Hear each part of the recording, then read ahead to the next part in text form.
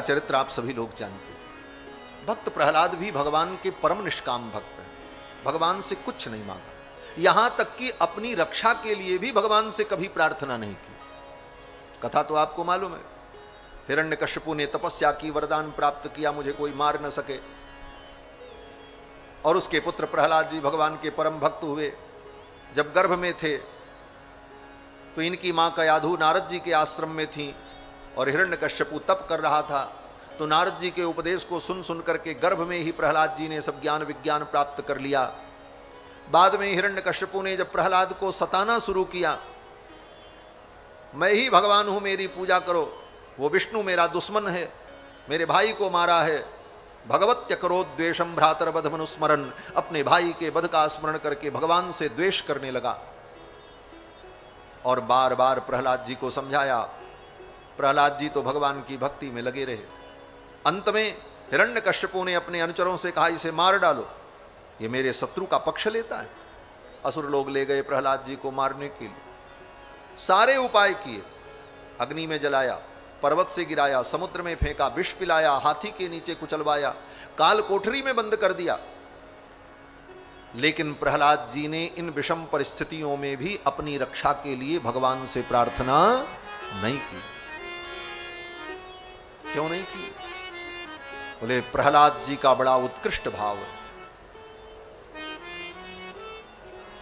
शरणागत को अपनी रक्षा के लिए कोई प्रयास नहीं करना चाहिए। भगवान के शरणागत हो जाने पर संपूर्ण भार भगवान पर छोड़ देना चाहिए।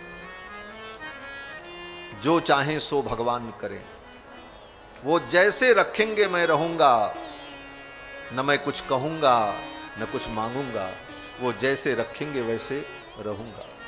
जैसे रखें राम जी रहना चाहिए, सीताराम सीताराम कहना चाहिए। ये भाव था प्रहलाद जी, कभी कुछ नहीं मांगा।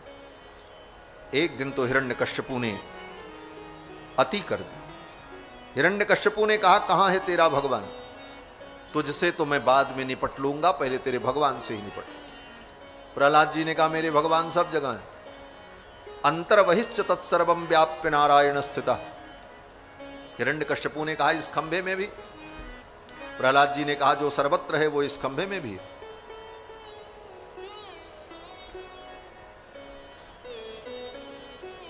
तो हिरण्यकश्यपु ने कहा, प्रबहिश्च तत्सर्वम व्याप्य नारायण स्थितः, प्रबहिश्च तत्सर्वम व्याप्य नारायण स्थितः, सर्वभूत निवासोसी वासुदेव नमोस्तुते। अब न दिखाई पड़े तो दृष्टि का दोष। हिरण्यकश्यपु ने कहा, तो अगर इस खंभे में तेरा भगवान है तो मैं इस खंभे को तोड़ने जा रहा हूं, तेरा भगवान मेरे सामने आ जाए। हिरण्यकश्यपु ने खंभे पर एक मुष्टिका का प्रहार किया,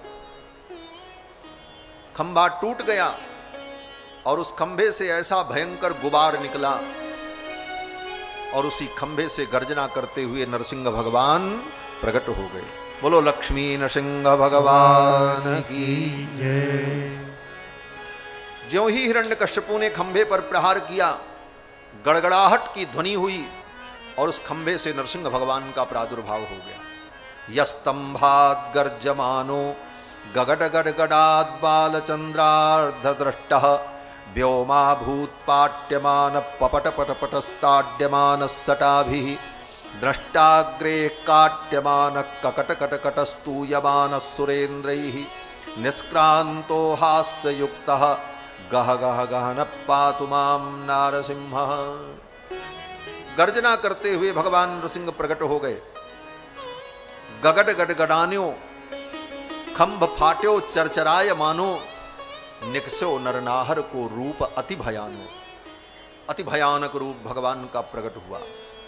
कराल दृष्टम कलवाल चंचल छुरांत जिह्वम भ्रिकुटी मुखोल्बणम। लप लप करती हुई तलवार के समान नरसिंह भगवान की जीभ, धधकती हुई आंखें, दोनों कान को ऐसे खड़ा किए हुए चारों तरफ निरीक्षण किया। ऐसे महाराज दिशाओं में आग लग गई, महाराज दिशाएं जलने लगी। उग्रम वीरम महाविष्णुम ज्वलंतम सर्वतोमुखम नृसिंहम भीषणम भद्रम मृत्यु मृत्युम ममामि। अत्यंत भयानक रूप भगवान नरसिंह का। लेकिन ये भयानक रूप किन के लिए है? बोले दुष्टों के लिए। नृसिंहम भीषणम, बड़े भीषण हैं, लेकिन किसके लिए? बोले दुष्टों के लिए। और भक्तों के लिए? बोले भद्रम, कल्याणप्रद है। भीषणम भद्रम, मृत्यु मृत्युम नमाम्यहम, जो मृत्यु के भी मृत्यु है। ऐसे नरसिंह भगवान प्रकट हो गए, हिरण्यकश्यपु को पकड़ लिया, लेकर के आए, जंगे पर लिटाया, सारी प्रतिज्ञाओं का स्मरण दिलाया और अपने भयानक नख से हिरण्यकश्यपु के वक्षस्थल को विदीर्ण कर दिया। पेट फाड़ी के फर्र सर्रते आंत निकाली, पेट को फर्र से फाड़ा और सर्र से सारी आंतों को खींच लिया और उन आंतों को माला के समान नरसिंह भगवान ने अपने गले में धारण कर लिया। नखांकुरोत्पाटित हृत सरोरुहम, हिरण्यकश्यपु के हृदय कोश को भगवान ने अपने नख कमल से, नखांकुरों से फाड़ दिया।